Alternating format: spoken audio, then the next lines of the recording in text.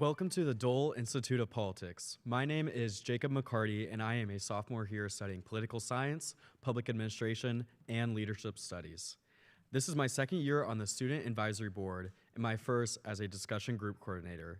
I've enjoyed my time here at the Dole Institute with my involvement in volunteering, attending events, and engaging in bipartisan conversations and its relations to politics.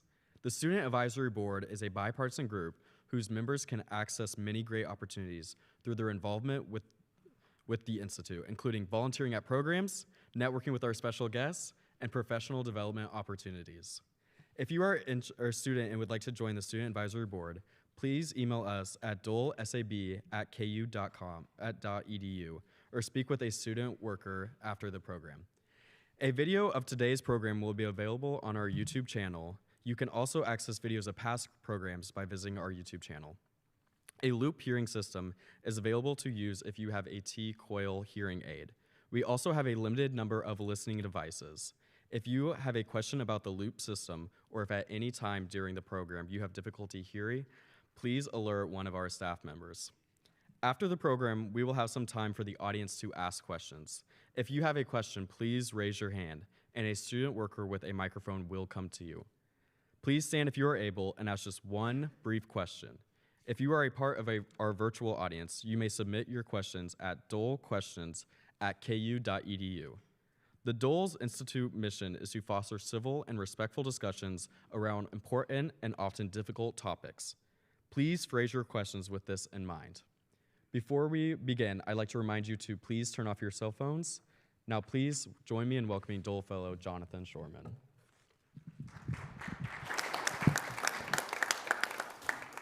Thank you all for being out here. Thank you to the Dole Institute for hosting us today. And I promise that we will be done by the top of the fifth inning, if you're eager to watch the Royals. I'm really excited about our panel today, which is on the topic of ticket splitters or split ticket voting. And very excited to have with us Dr. Russell Arbin Fox from Friends University, and Stephanie Sharp, a former Republican lawmaker and consultant. Dr. Fox is a professor of political science and the director of the History and Politics and the University Honors Programs at Friends University, a small Christian liberal arts college in Wichita, Kansas, where him and his family have lived since 2006. He has published on a wide range of topics in political theory, world politics, religion and politics, and since coming to Kansas has focused primarily on issues pertaining to urban and local democracy. He's also a regular columnist with the Insight Kansas column group. Stephanie Sharp was first elected to the Kansas House at the age of 26, where she served 3 terms. Representing areas in Johnson County. She also sat on the Johnson County Community College Board of Trustees. With over 20 years of Republican legislative and campaign experience, she created the VoteSharp.biz organization to help candidates build and manage authentic voter relationships. She holds degrees from Southwestern College and George Washington University. And before I ask my first question, I actually want to ask if Stephanie would be willing to tell us a little bit about the work she's been doing in the past year, because I think it directly bears on the topic we're going to be talking about today. Thank you, Jonathan, and thanks everyone for joining us here tonight and online. I think that Jonathan asked me to come talk tonight because I've been doing Kansas politics for a long time, and there's obviously a lot of ticket splitting in Kansas, but it's usually within the Republican primary. People will vote a Republican primary one way and one the other. But the work I'm doing now is at the federal level, which I've never really done before. And I just decided that I was really concerned about the future of our country and state and local government, which is my passion. And so I went to a conference of disaffected Republicans in February called Principles First, and met 2 other women there. And we hit it off and decided a couple of weeks later that we were going to start our own super PAC. We were tired of waiting for people to act. And with my background, one of my colleagues is a Republican fundraiser, another was a longtime organizational person. We said, we can do this. And so we are all suburban women. And so we said, we want to go after and target Republican women to persuade Republican women in the swing states to, at the time, vote Biden or write-in. That was the message at the time. And we were organizing up until July 1st, and we had planned to launch on July 1st, and then the June 27th debate, and then all of the drama. So that's what I'm working on right now. Our goal, again, is to move 100,000 Republican women now to vote for Kamala Harris in the general election. Well, thank you again both for being here. So Russell, what do we mean when we refer to a split ticket voter? Who is a split ticket voter? There's a lot of different ways in which we can think about this. I mean, we can go back through history. You know, go back a century or more, all ballots were by and large provided by the political parties.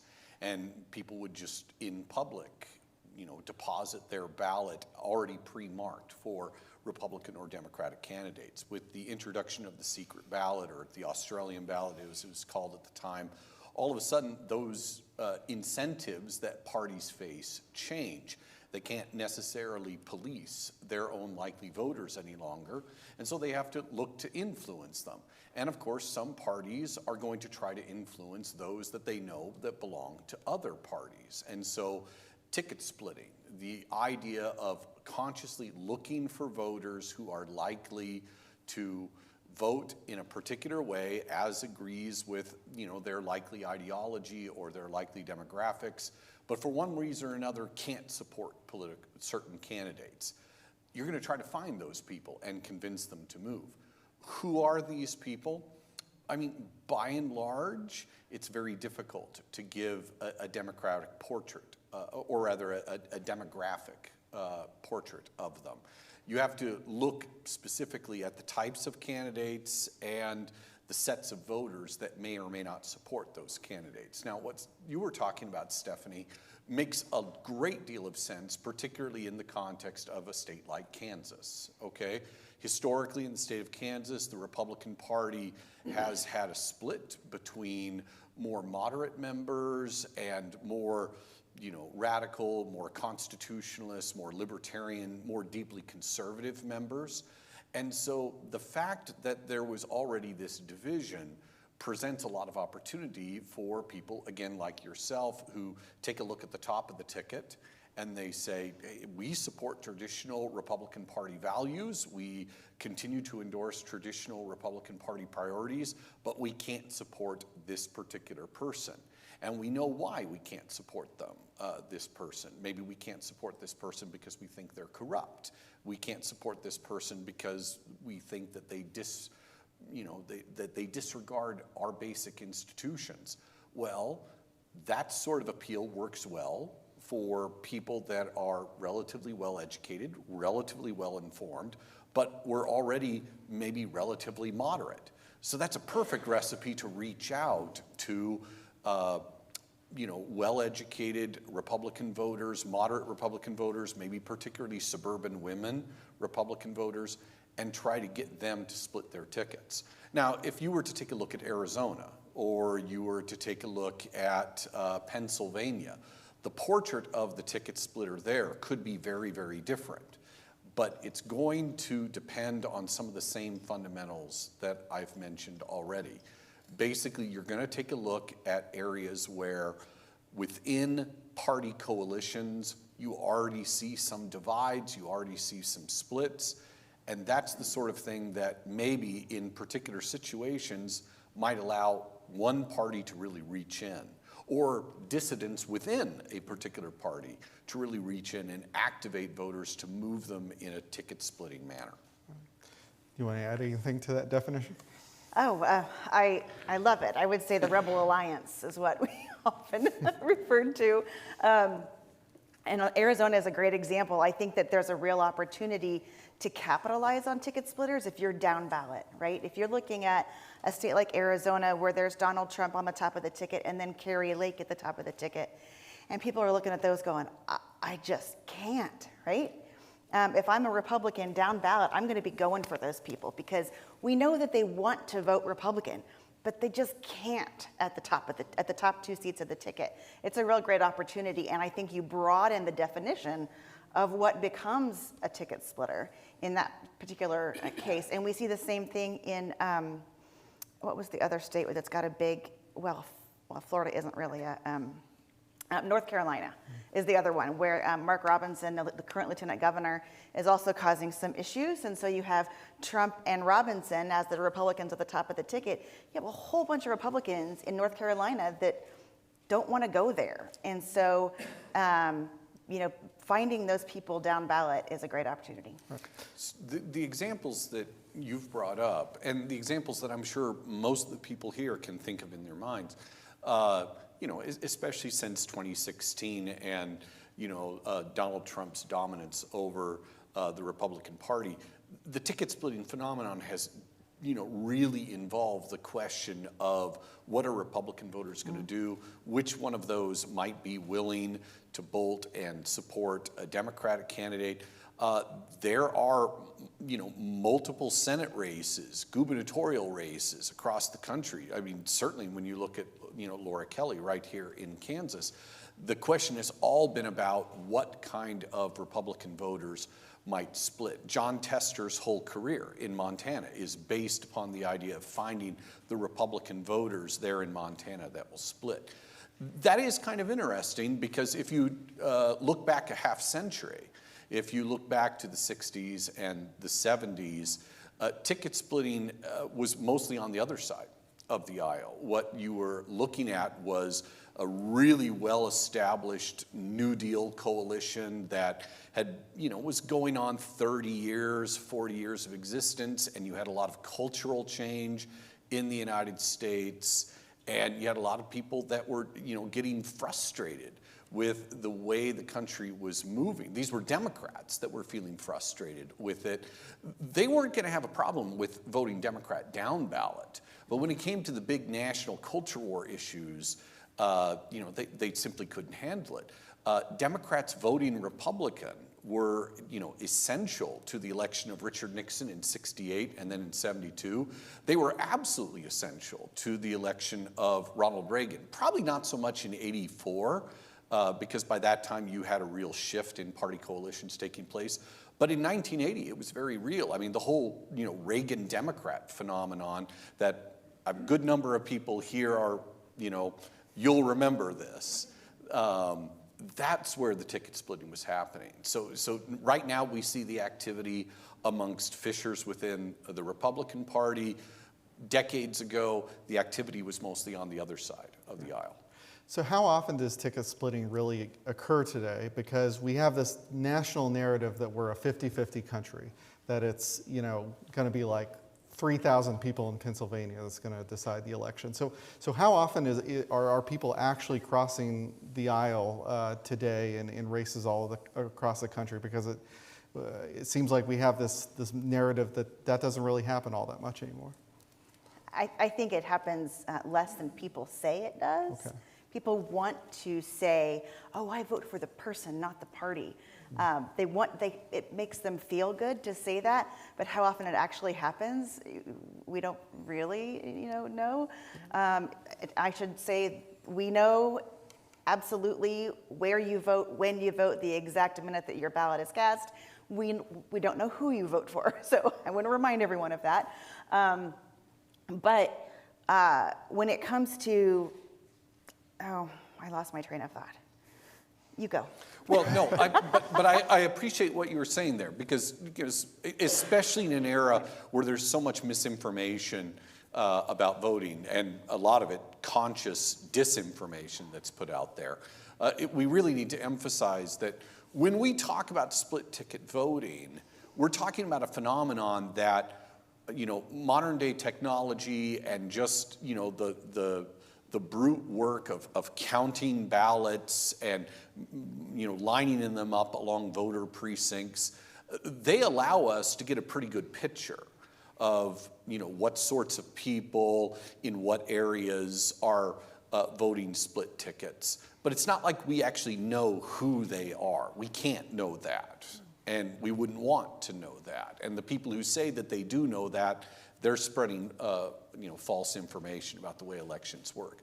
But yeah, I mean, we do know that, so there's actually not that much ticket splitting in the state of Kansas, but we also know that Laura Kelly was elected because in about 7 counties across the state of Kansas, in particular in Johnson County, there were a lot of probably, again, going along with the demographic models we have of the people that live in different neighborhoods, probably a lot of college-educated women who had traditionally voted Republican.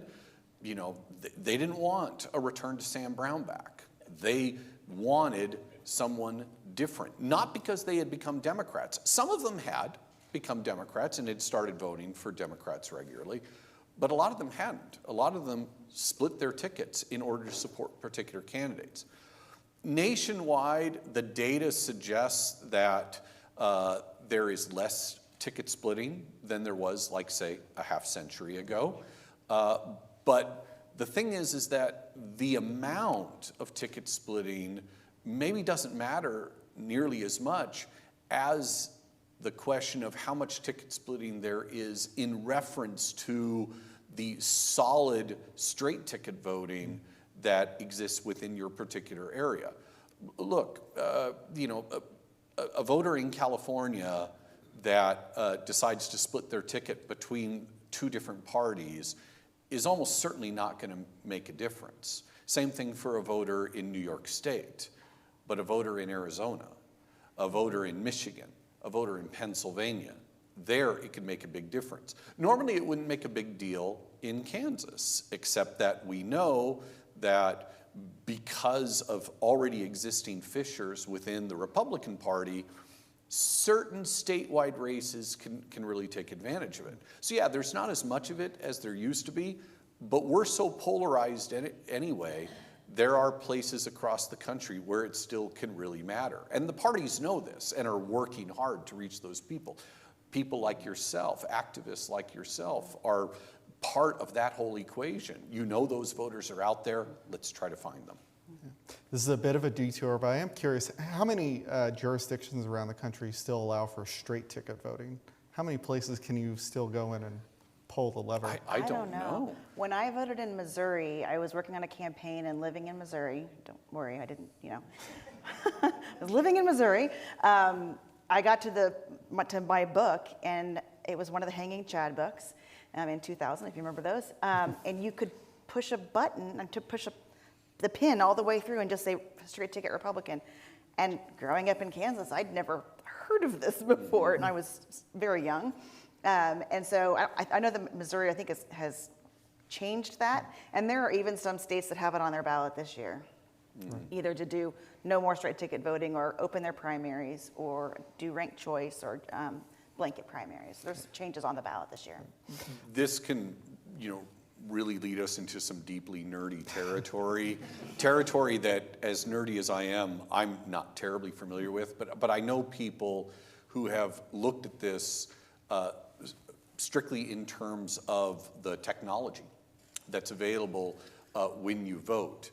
When you are literally punching holes in a piece of paper, it's really not that difficult to create a machine that will allow you to punch them all at one time. But if you are, working on a screen, I mean, yeah, it's easy to do on the screen, but you'd have to consciously do that. Whereas in the case of the hole punching, that's inherited technology that goes back years and years. So I know some people that have argued about split ticket voting versus straight ticket voting and say, well, the first thing you have to look at is what are the machines that they actually use in the voting booths. Obsessive dorks like myself that always use paper ballots and fill them in with, pencils. No real, there's no straight ticket option there. I mean, you have to fill it out yourself if you want that. You were mentioning Governor Laura Kelly earlier, and that does lead me into a question of, we talk about to your point, there's probably fewer split ticket voters than we maybe think there are, but to the extent that people do cross over, is it easier for them to cross over down ballot as opposed to the top of the ticket? Or is the reverse true? What do we know about that? Oh, I would think with my rose-colored glasses on about how public service should be done, in a lot of ways it should be harder, not necessarily to split the ticket, but to vote just on party at the lower level. Well, first of all, because most state or county and city offices, school boards are all nonpartisan, so it's not going to be marked Republican or Democrat. That makes it harder, but also you're more likely to know those people. And so I think it makes the splitting less relevant. And that's what I was going to add to the previous question too, is that I think a lot of people may split their ticket without even knowing it because, for example, everybody has county commission races on their ballot this year. There's all these other partisan races and the county commission, which is nonpartisan. So you may be voting for someone based on the issues that they focus on at the county level, which are traditionally Democratic issues, but it's county level, so there's no party affiliation. So you may be splitting that, again, without even knowing. Right. Did you encounter a lot of people when you were running for office, when you would door knock, that they wouldn't immediately know what party you were, that you had to tell them, or?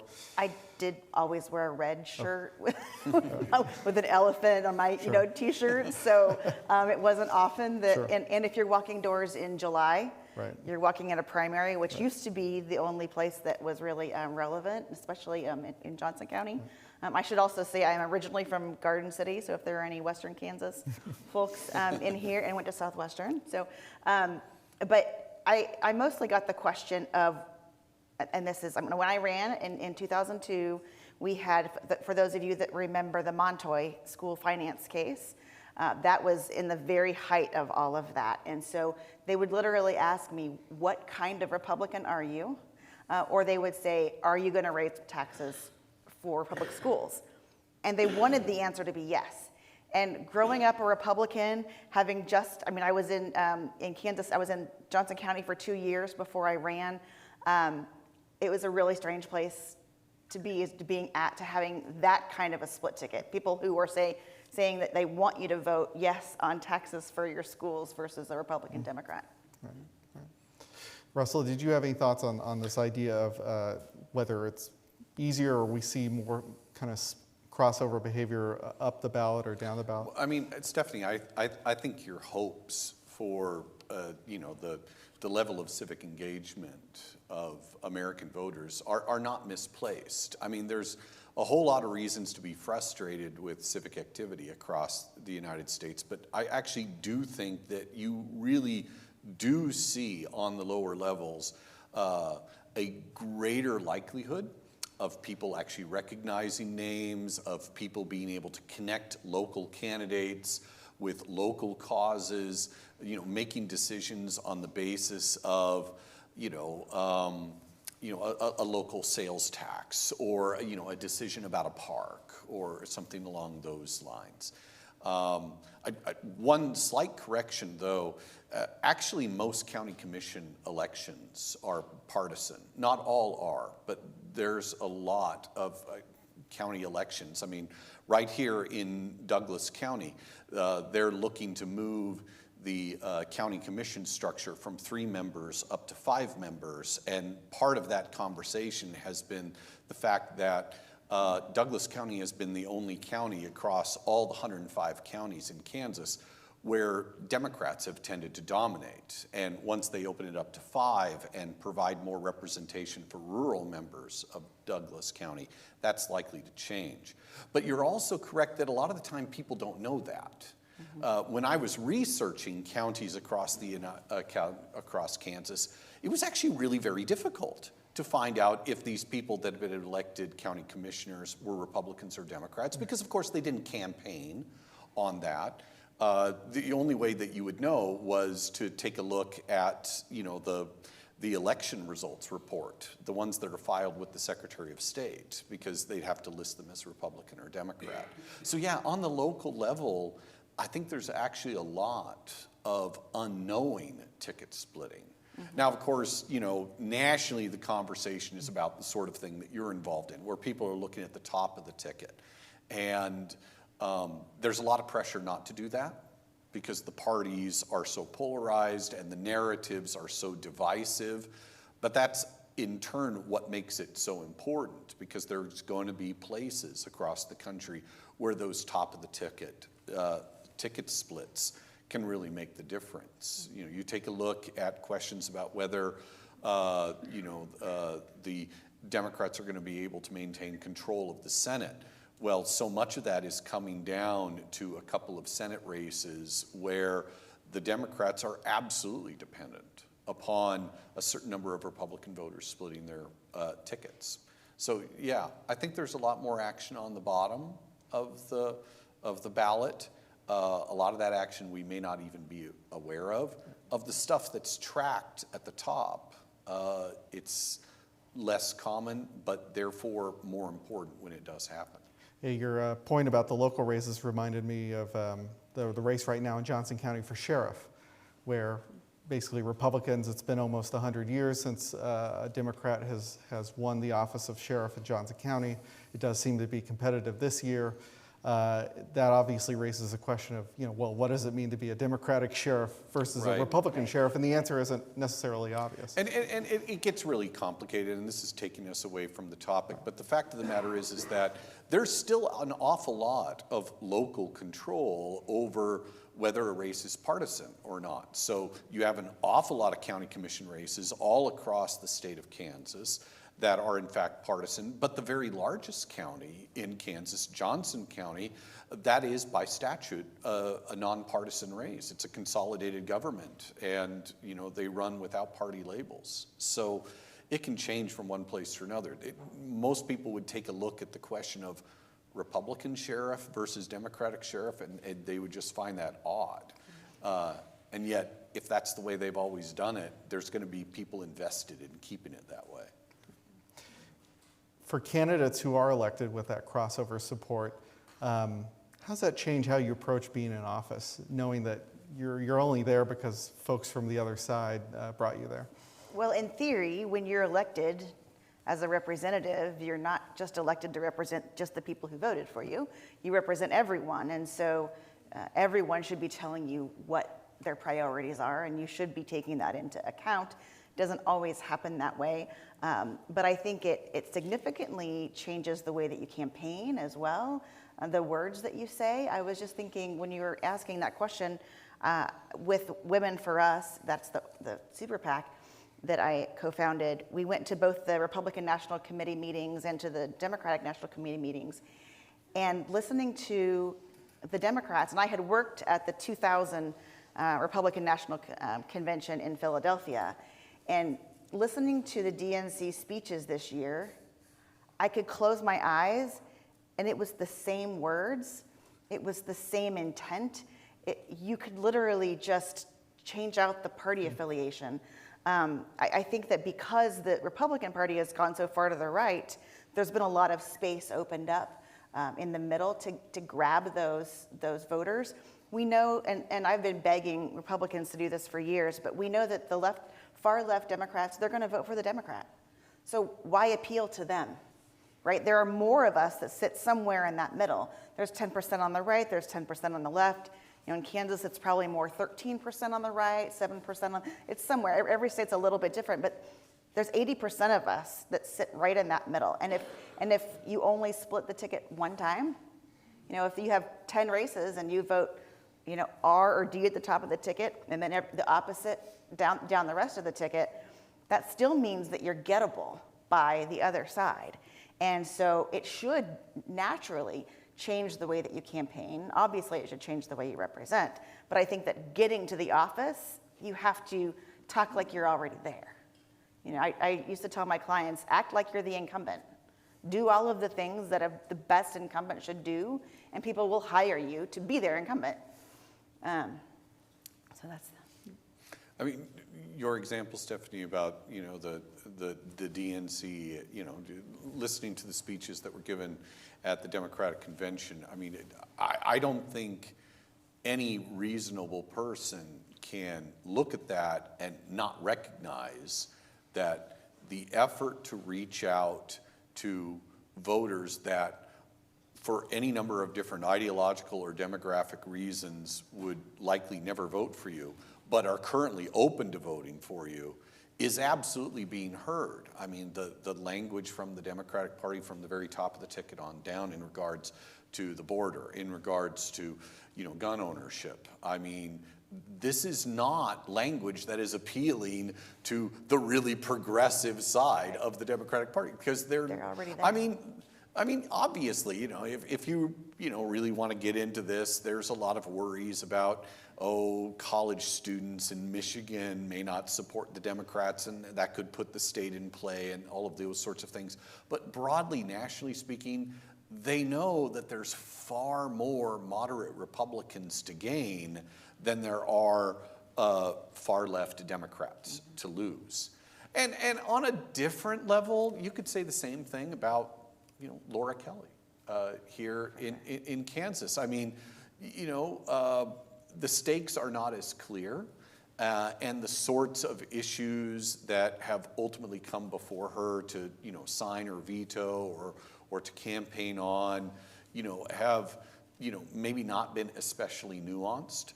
But nonetheless, you could take a look at, Laura Kelly's language when it came to, dealing with any number of different culture war issues, and the simple fact that she consistently takes a Democratic position and then immediately pivots to start talking about schools, to start talking about, Medicaid expansion. She has no interest in being a real warrior for the Democratic Party. Not just because that's not her character, but because what kind of electoral strategy is that? The electoral strategy that works for Democrats in the state of Kansas has always been to go after the Republicans that are gettable. And, that's why she won election and won re-election. Mm-hmm. I think we'll see that, sorry if I could add in, I think we'll see that in this year's general election results. I get a lot of questions, I don't know, it feels like Kansas is gonna vote for Kamala, and I say no. That's just because of where you live and the little bubble that we where we live. Yeah. But I think what will be really interesting is to look at the percentages. Yeah. It'll be closer than, certainly than it was in 16, or even in 20. But I think it will be within a couple of percentage points. The really interesting question, for us that get into looking at these kinds of election results is, again, the down ballot question. To what extent will someone who is saying to themselves, well, I'm a Republican, but I can't possibly vote for Donald Trump, so even though it won't make a difference, I'm going to stand up and I'm going to vote for Kamala Harris. Will they also vote for Ace Allen? Will they also vote for, one of these other Democrats that are trying to pick off a Republican seat? Are they going to vote, to support Jeff Probst in Hutchinson? I mean, these are the seats that are going to make a difference as to whether or not the Republicans maintain their supermajority. And they have to be thinking to themselves, should I lean into the distaste that some Republicans feel towards Trump in the hopes of picking up some of those Republicans? I mean, that's a very difficult calculation when you get down to, the local level, but it's got to be something they're thinking about. Mm-hmm. One thing I wanted to ask, maybe Stephanie first and then Russell, is I think in this discussion we should talk about unaffiliated voters. Sure. Because a lot of people don't like to put that R or that D next to their name. And yet, I imagine if you could actually look at who they voted for, they might still be basically a Republican or basically a Democrat. So in your own work, as you're trying to attract these voters, what kind of role do independents or unaffiliated voters play in your efforts? Sure. I think there's a lot of overlaying data that helps you find where their interests and their priorities are. For example, has someone always been unaffiliated? Or were they previously a Democrat? Were they previously Republican? And in what year did they change, right? What was going on the ballot in that year? Or culturally in the ethos that made them change parties? We've seen huge voter registration changes, from Republican to unaffiliated in Kansas since Trump. And so you can take a look at their previous voter registration. You can also look at their voter history. When are they voting? Are they voting in the local elections? Have they ever voted in a Republican or Democrat primary?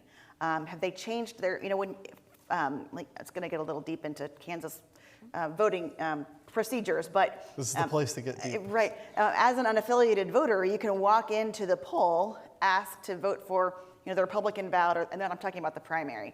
You can ask for the Republican ballot or the Democratic ballot. They make you sign a form. You vote the ballot that you picked, and you walk out that party. Only if unaffiliated voters can do that. But it takes a little extra effort. You have to fill out an extra form. It just takes a little bit of extra time. So who are the people that were willing to do that? That are an unaffiliated voter, but voted in the primary. And so finding those people is, obviously getting them to vote is a huge issue, but finding them and finding the issues where they're movable is really helpful. The constitutional amendment on abortion in the fall or August of 2022 is a huge marker for those of us that are in this work. If you're a Republican woman who's never voted in a primary before, and you voted in that August of 22 election, I know exactly what kind of Republican you are, right? Yeah. Right? If you're an unaffiliated voter that was previously a Democrat and has voted in a handful of Democratic primaries here and there and voted in that just figuring out where the data goes, but then you can also buy a lot of data. And that's one thing that is sort of underlying this whole conversation is the other stuff that we know about all of you as you sit here, based on the types of contributions that you've made to animal organizations, healthcare charities, your church, any political cause, any of the magazines that you subscribe to. All of those kinds of things are not publicly, because you have to pay for them. You can buy that information. And so that's the kind of stuff that we use to find persuadable, unaffiliated voters. I mean, in theory, a lot of this information is publicly available. In practice, just the work that's involved in collecting it all and collating it all, that's where the real money comes into these sorts of things. Yeah. And again, we should really emphasize, it's not like we're finding out how you voted. What we are doing is we're finding out how many people within the precinct that you live in have people that voted in this particular way and registered in this particular way, and you collate it with all sorts of other relevant data. And that's what enables us to get these pictures. I think Stephanie described it very, very well. The only thing that I would throw out there in regards to your original question, Jonathan, is let's make sure that we don't confuse unaffiliated with independent. Unaffiliated is simply the description of a voter who has never registered for a party and therefore has never participated in a Republican or Democratic primary in the state of Kansas. Some states allow unaffiliated voters to vote in primaries, and they can choose which party primary they support. So we're identifying the people who just, they vote in the general and that's it. And then there are the people who actually declare themselves as independents. The evidence across the country is that however many people may call themselves independents, functional independents are vanishingly rare. Most voters actually do not, in fact, approach every election with an entirely open mind and say to themselves, do I support a stronger national border or do I support looser immigration now? I know what I thought 4 years ago, but what do I think now? Do I support higher taxes now? Most people don't change. And we recognize that even if someone calls themselves an independent, very likely they strongly lean one way or they strongly lean another.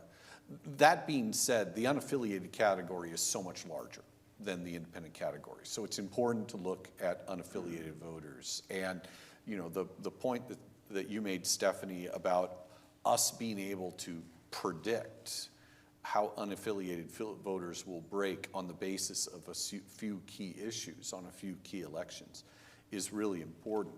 It's too bad we don't have more opportunities like the Value Them Both amendment vote allowed us. Now, I know for a lot of people out there, that's horrible, because they say to themselves, no, I don't want something to be subject to, just an up or down vote by the people. But for political dorks like me, the opportunity to see how people will vote when they're given a specific issue and compare that to how they vote when it comes to, electing representatives, that's like a gold mine. It is.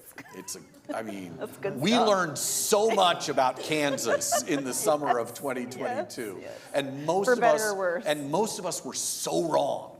Oh, Well, so wrong. To that point, I don't know whether we want to call it split ticket voting or not, because it's a ballot measure, but is there a space, there must be a larger space to kind of maybe bring people across what you might consider their tradition, out of their traditional ideology to vote on ballot measures than there are candidates. I think it is totally fair to call that split ticket voting. Right. Now, there's going to be some initiatives or referendums where the party positions are not staked out so clearly. But come on, the Value Them Both amendment vote, it was promoted by the Republican leadership in Topeka. County Republican parties and the state Republican Party, financially supported it. You had the Democratic Party lined up against it. It was pretty obvious how the parties at least were positioning themselves. And I can remember walking around my neighborhood, walking the dog, and I would see homes that would have two signs in their yard. One of them would be, Chris Kobach for Attorney General to win the Republican nomination. And the other one would be vote no. I saw more vote no and Tony Matavy than I saw vote no and Chris Kobach, but I did see some vote no and Chris Kobach. So yeah, there was ticket splitting taking place there. And one of the interesting things about that 22 general election, if you remember back to the Derek Schmidt, Laura Kelly race, and then Dennis Pyle was also in that race, and then Chris Kobach for Attorney General, I got some questions from press the next day. So what do you think about these ticket splitters who were voting for Laura Kelly and voting for Chris Kobach for AG?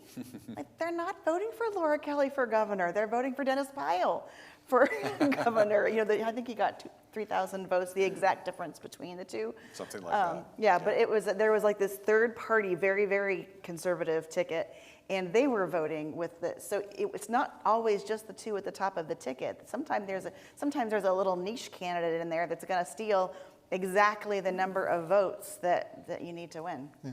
I want to add one more level of complication to our discussion before we take questions, which is there is kind of an interesting new movement in Kansas to resurrect fusion voting. I know, Russell, you've been following this, and I'm kind of curious, probably some people in our audience don't know what that is, but what is it and how does that potentially relate to split ticket voting? So fusion voting is the term that's being used today to describe something that after the rise of political parties in the early 19th century was very, very standard and remained standard for over 100 years, well into the beginning of the 20th century. Basically, it was the idea that people would form political parties and they would nominate candidates, or you could form political parties and choose to support somebody else's candidate.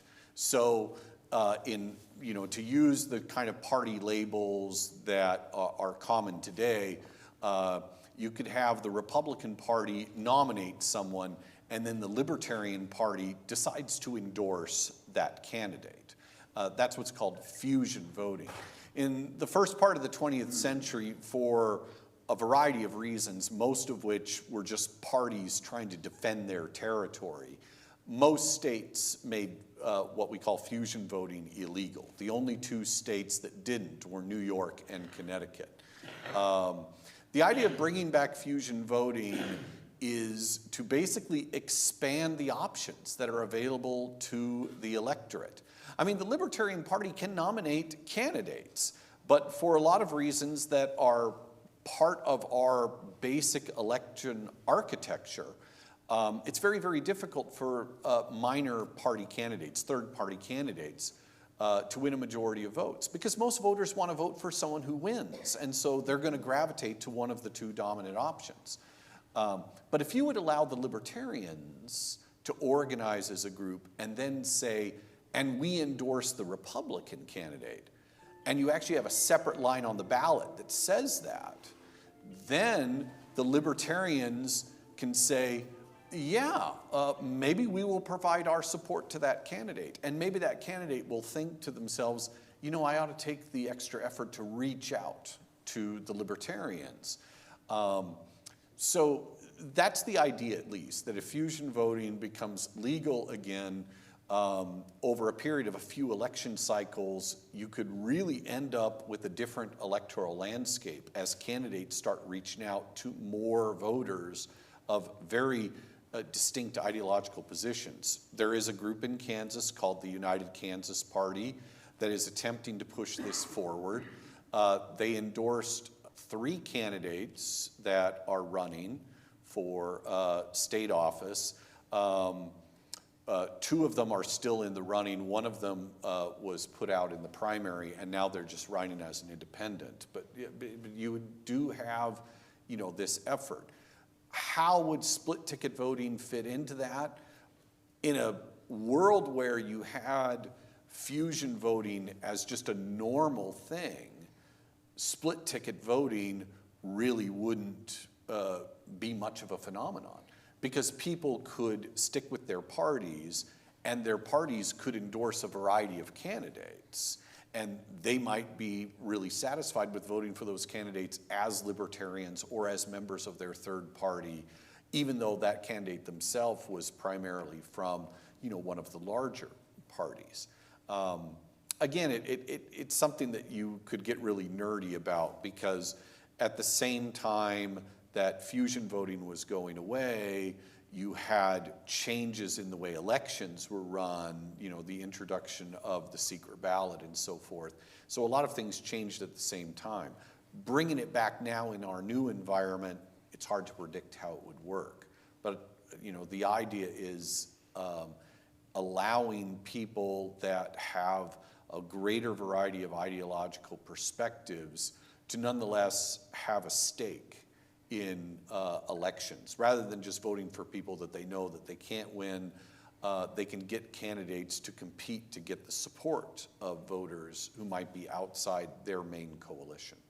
So, sorry again, that's a bit of a lecture, but that is your job. It is my job. I guess my last question to you, Stephanie, is just going forward into the future, do you anticipate it's going to be harder and harder to find those crossover voters, those split ticket voters? Or is it possible that something at some point is going to change in the political landscape that's going to maybe make people a little bit more comfortable crossing over again? I think it is vastly different state by state, because the conversations that we're having about Republican primaries are happening on Democratic primaries in New York and Massachusetts and places where the dynamic is the same, but the party label is different. And so every state is different. I have concerns about the Republican Party's infrastructure. And so I think that that's a big part of it, because primaries are a function of the party. I think that we're still going to see, obviously, very deep splits, but whether or not, like in Kansas, for example, the party decides whether or not the primary is open or closed. And so getting a primary that's gone so far, or getting a party that's gone so far to the right to make a decision that fundamentally negatively impacts their own power is not going to happen. In a lot of states, either the legislature or the voters have the opportunity to make that change. And I think that we're seeing across the country where that happens, voters are selecting. They want an open primary, or they want to be able to just have blanket primaries too. As you guys are all familiar, blanket primaries and ranked choice voting have all become very, very popular. What I think is not, and I'm going to get just a little tangent off because it's a little pet peeve of mine. We have blanket voting in Kansas. And when I say blanket voting, it's when all of the candidates running for an office all run at the same time in the primary. And that's what happens, like if you look at your community college races, if you look at your school board races, your city council races, when there are 6 or 10 people that are all running in the primary for the same seat, none of them have a party affiliation, but the 2 highest vote getters move to the general election. And it would be really easy for us to just make a little change in the statute to make that apply to all. You can pass that along to Scott. Maybe he will support that. Yeah. Secretary Schwab. Every municipal election, every city Right, election. right, Yeah, right. that's the way it operates. We already in have Kansas. that. And so the opportunity to get that, and for all party affiliation, I mean, what if you had 3 Republicans and 3 Democrats, and they all ran on the same ballot on the primary, and everybody voted, and it could be 2 Republicans, it could be 2 Democrats, or it could be an R and a D and L, but we already have that, and I think there's a real opportunity to negate the impact of split voting, because you split before you get to the final vote, if that makes sense. Well, thank you both. I think we're ready for some questions. So if anyone has a question, kind of raise your hand. Yes, you, ma'am. Hello, thank you so much for being with us today. I'll stand. I had a question for Stephanie about specifically what strategies you use when you're doing the persuasion canvassing. Are there any specific topics? Is it reproductive rights? Or I guess what are the conversation starters where you go from talking to a Republican female voter to switching to voting for Kamala on the ticket? Great question. Not quite on our topic, but it's really fascinating. There's so much science that goes into it now. We're working with an organization that does behavioral and neuropsych research on words that you use, whether the woman in the commercial, in the ad, is wearing a pink shirt or a plaid shirt. It gets really intense, and then you have all of this stuff, this neuropsych that goes into this ad, and then you sit it in front of a bunch of people that you want to impact, when you pre-test them. Okay, what do you think about these people? What do you think about these issues? Watch this video. Okay, now what do you think about these people and these issues? Are you more favorable, less favorable? If it doesn't go the way they wanted to, they send it back to the, and beep, beep, boop, boop, boop, and you plug in a bunch of different other factors, and you do the same thing again, and you come out with this package that has been really specifically designed for a particular demographic or a particular person. And so it's a matter of finding the issue and then finding how to talk to people. And we used to just kind of do this more happenstance, and now it's all science and research. And so you find the research and the data that really goes with the people that you want to target, and you use that research to the extent free if you can, which we're a super PAC, so we're trying to raise money, but you get as much for free as you can. And then a lot of people put out talking points. If this, then that. If your sister is this, if your brother-in-law is this and does this, try this argument or try that argument. And so when you're walking doors or having that person-to-person conversation, I would just look out there for some of the talking points from organizations that target those issues or those demographics. How about you, sir? We all saw how the vote in Kansas went in 2022 on abortion. So now we're 2 years later, you've got multiple states with abortion on the issue, for instance, in Missouri.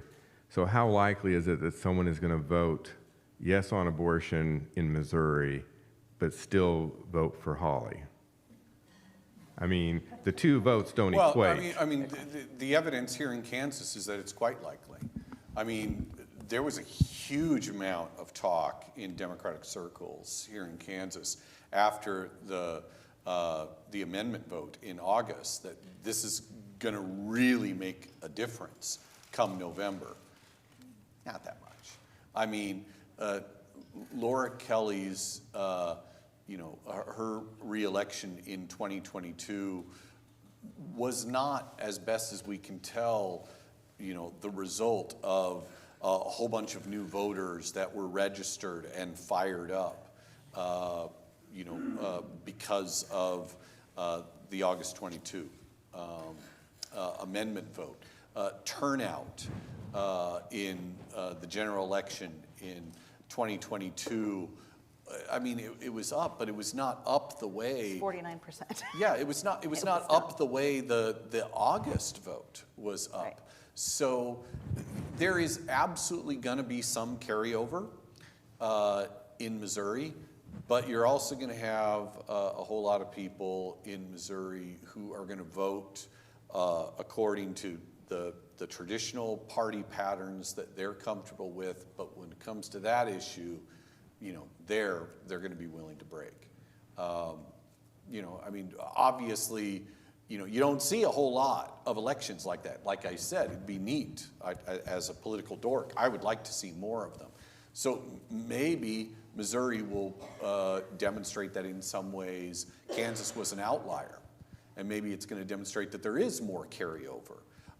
The fact that it's coming up on the same ballot, not a primary ballot and then a general ballot, but the fact that it's a general ballot. I mean, the same sort of thing is happening in Arizona right now.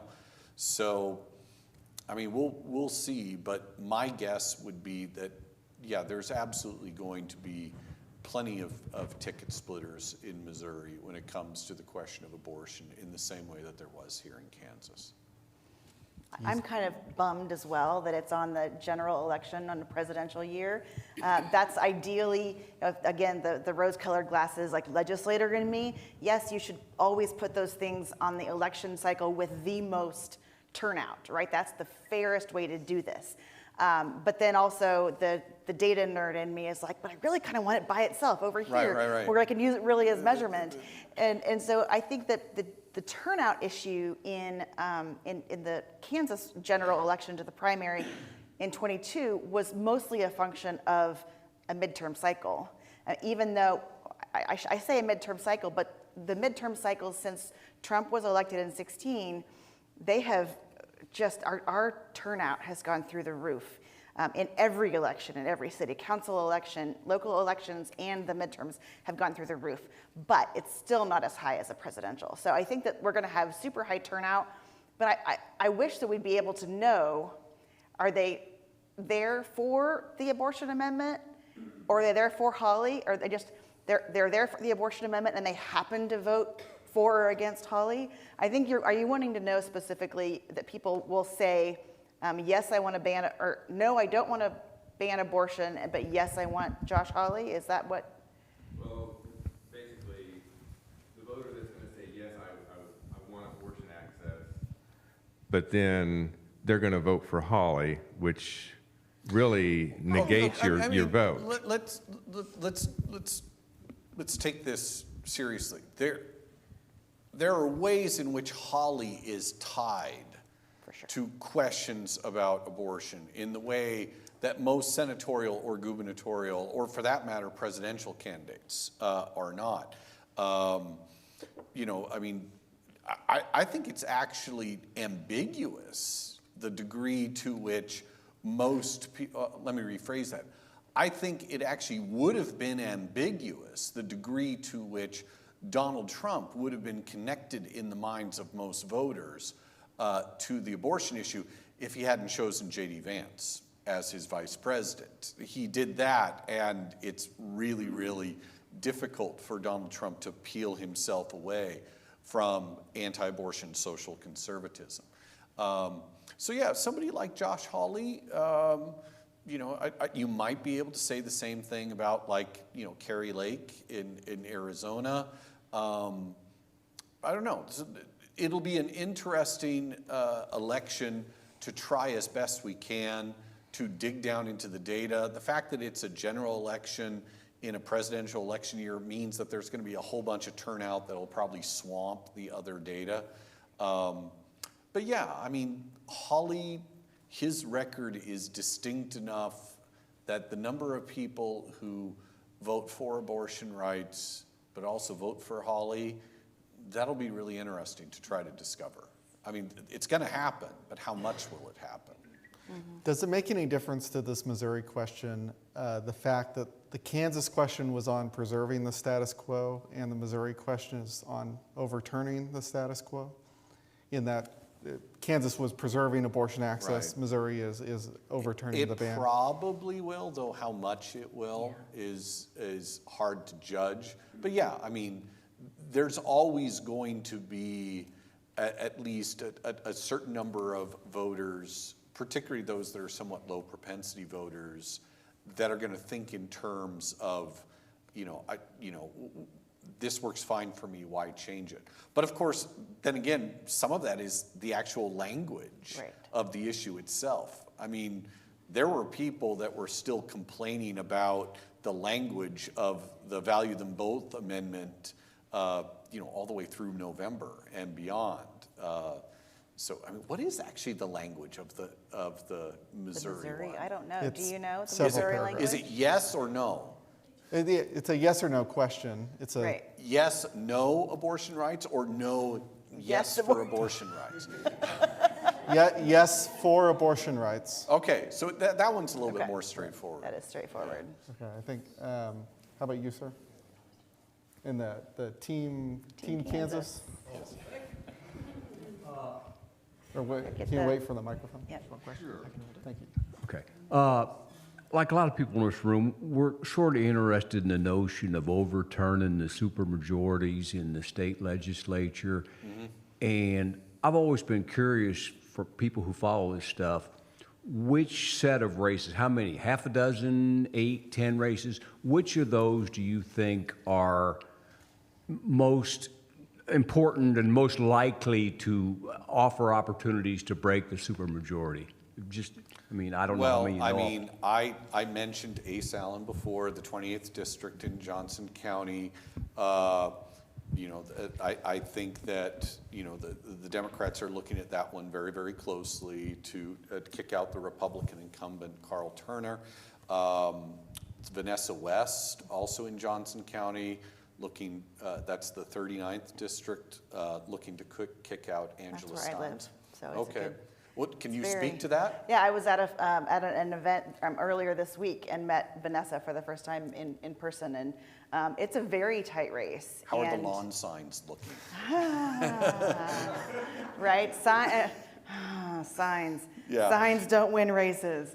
They don't win. You don't say. They don't win, but no. the absence of lawn signs. Yeah, well, that's okay. But what I would say is look at where there are signs in people's yards.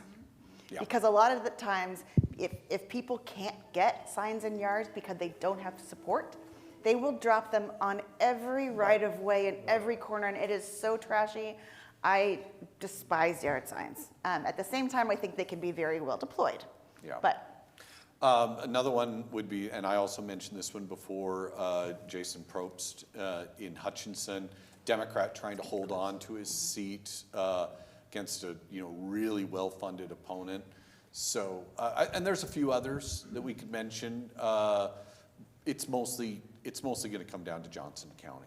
It's mostly going to come down to 2 or 3 races in Johnson County. I know the House better than I know the Senate. And that's mainly because I think, both of the parties recognize that, either, flipping the supermajority, losing the supermajority, depending on which party you're on and what your perspective is, it's a lot more likely in the House than the Senate. And so it's that's, a heavier lift in the Senate. Yeah, a lot it heavier just lift. It's is. 3 seats in the House. and in the Senate, it would be 8. 4, 5? Oh, I'm sorry. Yeah, but those are bigger seats, obviously. Yeah, 3 but yeah, times the size of the a House House, seat. if Democrats can pick up 2 and not lose any, I think that's all they would need, or 3, if they can pick up 3. And Stephanie, I know we covered a little bit of this in the panel a couple of weeks ago, but why are some of those key races in Johnson County? What is it about Johnson County that makes this the real battleground here? We've always been Republican, very strong business Republican, very pro-business, very pro-public education, but also suffer no fools, right? It's one of the highest per capita education attainment in the country. It's one of the highest per capita income in the country, and you don't get to tell them what a Republican is. And so when you decide to change what a Republican is, they say, okay, we'll go over here. Yes. I do not think, and Democrats will disagree with me on this, I do not think it's permanent. It is momentary. And once Trump is gone, and there is some hopefully rational thought coming back into the the part of the Republican Party, I do think that will change. Democrats so when I was in the legislature, there were 23 of us in the House, and there were 3 Democrats in Johnson County. 20 Republicans, 3 Democrats. And now, if I recall correctly, there's like 5 Republicans left in Johnson County in the House. And we're up to 33 in the House, population-wise, for the Kansas House in Johnson County. The only thing that I would throw out there, Stephanie, is that, I mean, demographic shifts do happen. They just take a long time. The fact that Democrats have won in Johnson County is giving them a foothold. The fact that you have Sharice Davids there, that's giving them a foothold. But I would agree with you that if Trump actually disappeared, that not all of that would shift back, but a lot of it would shift back. It's not sustainable, especially with if there are moderate Democrats getting elected, that's one thing, but that's not all of what this is. It's Democrat for Democrat's sake, and I have a lot of Democratic friends. I'm trying to elect a Democratic president, so I have no problem with Democrats. But I do think that it's not sustainable from that perspective. The larger realities of Kansas don't disappear at the Johnson County border. Right. Anyone else? You, sir. Talking about rational thought, I would like to have both of you say something a little bit about another situation where vote splitting could possibly come into play, and that is getting rid of the Electoral College. Should Trump vanish, would there be enough emphasis from the citizens to get something done? What will it take to get rid of it? Would it ever be put up on the ballot for the votes of the people? Would it take an executive order? Will it be up to the Supreme Court? Who's going to get rid of it, and how and when? Well, so the Electoral College is written into the Constitution. So if you actually wanted to get rid of it, you've got to have a constitutional amendment, which means you've got to have the votes in Congress to get it out of Congress. And then you've got to have the votes in the state legislatures to support it. When it if it actually got out of Congress and it actually came to the state legislatures, then obviously, ticket splitting could be pretty important, because you'd have the different parties in the state legislatures that would take a position on whether or not they supported the constitutional amendment, and then you might have individual members of those parties that would split. Now, if you don't have that, but you try to do some kind of workaround, like the California Compact, which is actually something that exists, but it can't do anything because it was written in such a way that it couldn't do anything until a certain number of states agree to it. The California Compact, if you haven't heard of it, is this resolution that was passed by the California State Legislature that basically the electors for the state of California would make their decision about who they were going to vote for president, not on the basis of the majority vote within the state of California, but on the basis of the national majority vote. But they also said, but this won't go into effect until 20 other states also agree to do it.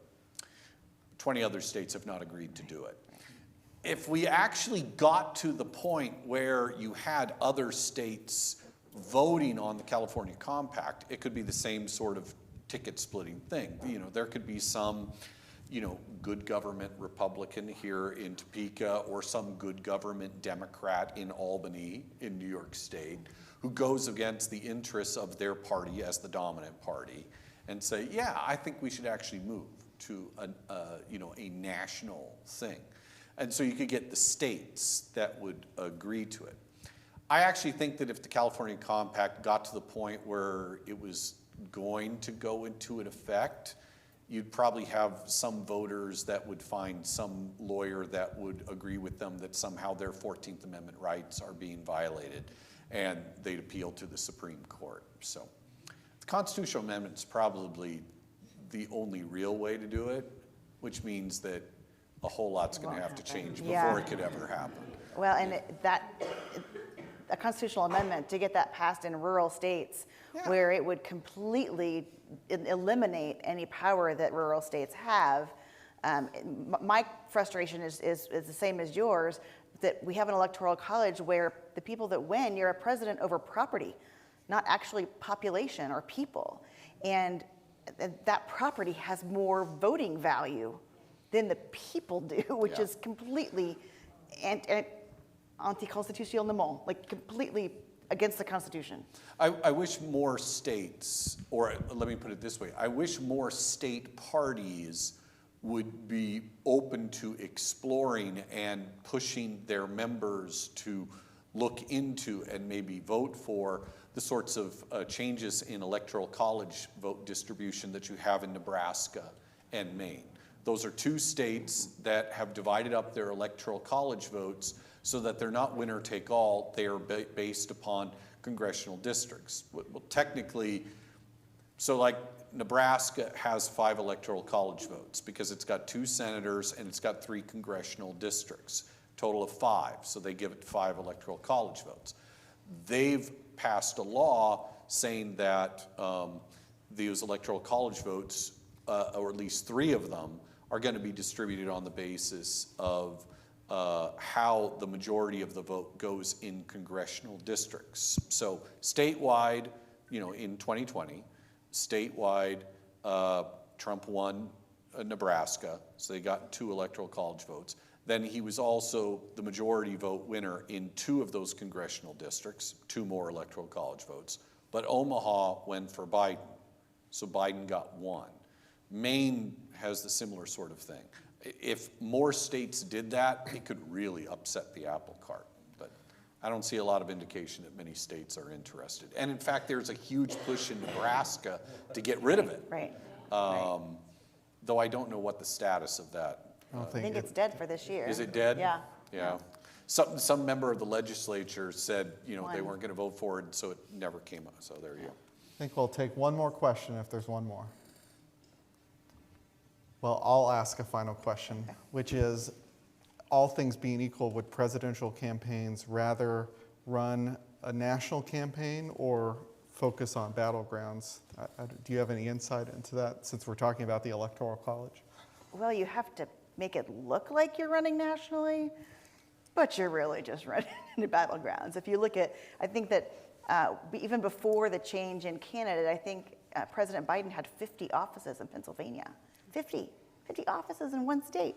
So just the sheer amount of money that you can funnel to one state when there are 7 battlegrounds.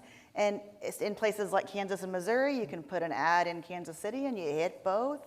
So I think they would prefer to run in a battleground because you can more tightly harness, you can take the same amount of money, make a bigger impact in a smaller area. I agree. If you got rid of the Electoral College, if it somehow disappeared, I don't actually think presidential campaigns would change all that much. You might not have 50 offices in Pennsylvania, but you'd have 30 in Philadelphia and 20 in Pittsburgh. You know, there would be a slight change in the map as they focused on urban areas where they could harvest the most votes, you know, the biggest bang for their buck.